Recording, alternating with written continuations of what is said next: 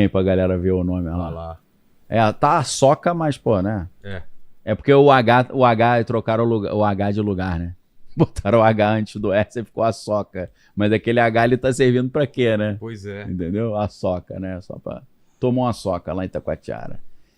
Então, quem quiser saber mais, dá uma olhadinha nesse livro. Acho que é capítulo 51, 52 do Guerreiro da Luz, volume 2. Ali é o Lúcifer destronado, né? Então, cara, quando eu já tinha estudado isso antes de estudar o Senhor dos Anéis. Eu já conhecia esse material dos 9 homens conhecidos. Quando eu vi essa ideia de 9 reis que servem Sauron, que tem esse poder, né? Os espectros, os Nazgûl, eu falei, cara, Tolkien manjava muito de mundo espiritual. E aí, falando em Oxford, né? Quando a gente pega aquela trilogia cósmica do C.S. Lewis, você vai ver que o C.S. Lewis também manjava muito. Inclusive, a trilogia cósmica do C.S. Lewis, que na verdade são 4, porque tem um último volume que é a Torre Negra, você vai ver que foi acho que um desafio que foi feito entre o Tolkien e o C.S. Lewis. Porque eles desafiaram assim, a gente vai sortear. Um vai ter que fazer uma obra sobre viagem no tempo e o outro vai ter que fazer uma obra sobre viagem no espaço. É? E aí o Lewis fez, né? Que eu acho que é viagem no espaço, eu não tô enganado. E o Tolkien não fez, da viagem no tempo. Deixou no vácuo, né? Mas é uma obra interessante, cara. A nova versão, né? Eles têm agora... Eu tenho a trilogia cósmica em 3 volumes separados, mas tem também ela reunida tudo num único volume, que é um volumão bonitão, né? Preto, assim, que saiu. Maneiro pra caramba, né? Eu tinha que renovar meu patrocínio dessa editora aí, né? Pô. Pra eles, né? Eu já falei pra eles, me manda os livros novos que eu divulgo lá no meu canal. Eles falaram, não, a nossa política de divulgação tá diferente. Eu falei, então deixa que eu compro e também não divulgo. Beleza. Por isso que eu não tô nem falando o nome da editora. Não fale, não fale. Só de zoação. Não quis divulgar, então problema de você. Comprei com o meu din-din, dei de presente pra galera, então tá tranquilo. Então, cara, quando eu estudo a obra do Tolkien, eu falo, cara, o maluco manjava muito de mundo espiritual. E uma outra questão que eu acho muito interessante também é o seguinte. O Gandalf, que aparece como um mago, né? E a gente sabe que mago e humano é diferente são raças diferentes dentro da história dos Seus Anéis. Mas ele parece como um ser humano. Você olha o... Fisicamente? Fisicamente. São mais altos um pouco, talvez. Parece... Mas você vê ele do lado do Aragorn, eles são mais ou menos do mesmo tamanho. É. Mas o que é mais interessante é que o Gandalf, ele é um Valar. Ou seja, ele é um anjo que tinha uma forma gigantesca e ele desce para a Terra numa forma humana. Ou visivelmente humana. Então, na verdade, ele é um Maiar, perdão. Né? O Valar é a categoria maior dos Ainur. Então... Ele é conhecido como cinza, não é? Ele vem como Mago Cinza e depois ele vira o Mago Branco, né? Porque o Mago Branco era só o Saruman, porque o Saruman era o chefe, né? Então, cara, Olha lá. Isso. Era pra ser o Sean Connery, sabia? É mesmo? É. Ele amarelou?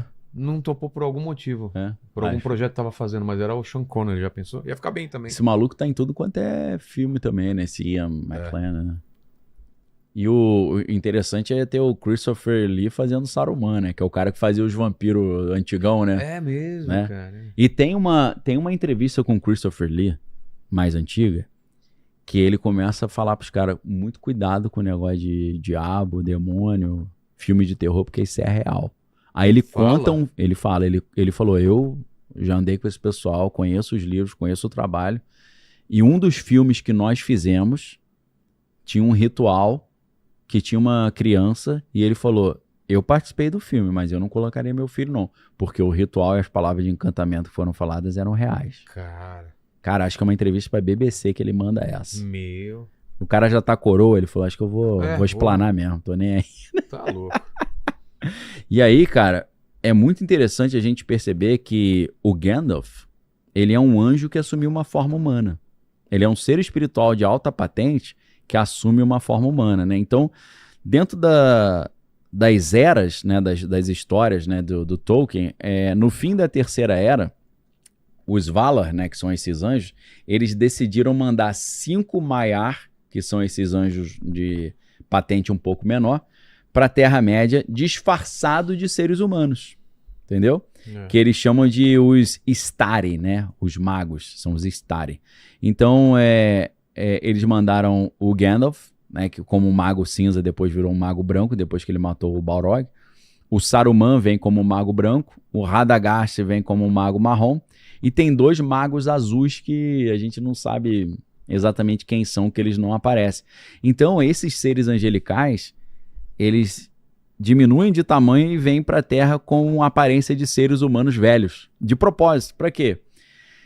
Para que eles não dominassem os povos livres com o poder bruto deles, como os Valar fizeram antes, né, e causaram várias catástrofes, né? Ou seja, eles vieram com seu poder limitado.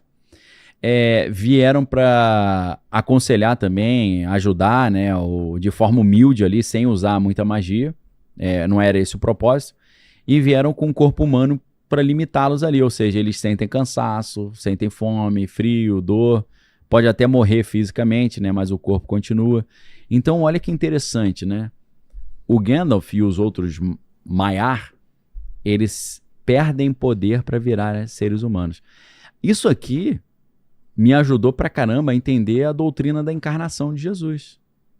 Porque a Bíblia diz que Jesus, sendo Deus, ele não usurpou assumir a forma de Deus. Antes ele se esvaziou e assumiu a forma de servo. Jesus, para entrar no corpo humano, ele teve que se enfraquecer. E ele não veio aqui para tirar onda, eu sou o bonzão, olha como é que eu sou poderoso. Ele veio como ser humano. Então ele abriu mão de parte do seu poder, do seu esplendor, da sua glória, para virar um semelhante aos humanos. É o mesmo conceito dos magos.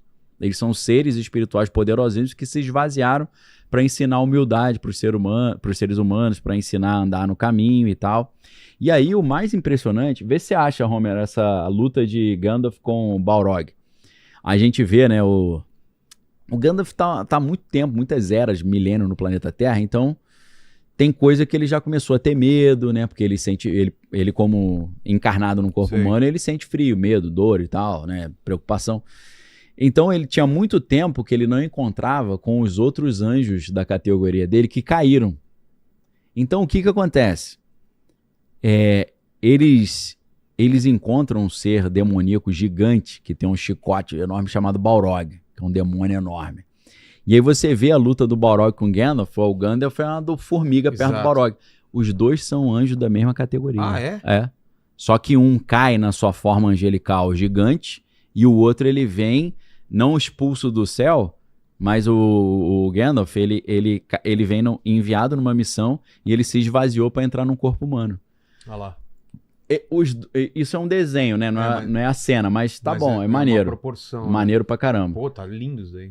E ele tem aquela frase famosa, né? Que eles estão lutando numa ponte, ele fala, you shall not pass, né? Aí quebra a ponte. Bate. Putz, aquela cena é de arrepiar, aquilo, né, cara? Né? Pô, é sensacional. Mas tem na trilogia do Hobbit, né? Que tem o Smaug, né? E tal. Tem uma luta dele com o próprio Sauron, que é uma luta maneiraça também. Muito maneiro. Então, esse pequenininho, pode deixar aí, Homer, rapidinho. O Gandalf e o Balrog, eles são anjos da mesma hierarquia. Aí você fala, por que um tá gigantesco e o outro tá pequeno? Porque um foi expulso do céu e veio no seu tamanho original, mas como um ser das trevas, né, perdeu a sua beleza.